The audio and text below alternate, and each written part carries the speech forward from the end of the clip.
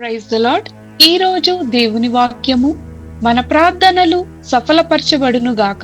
కీర్తనలు 20వ అధ్యాయము 5వ వచనం. నీ ప్రార్థనలన్నీయు యెహోవా సఫలపరచును గాక.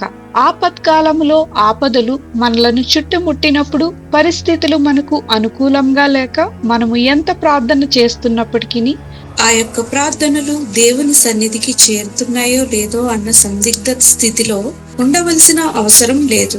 ఆయనకు నిజముగా మొర్రపెట్టు వారందరికీ సమీపంగా ఉన్నాడు.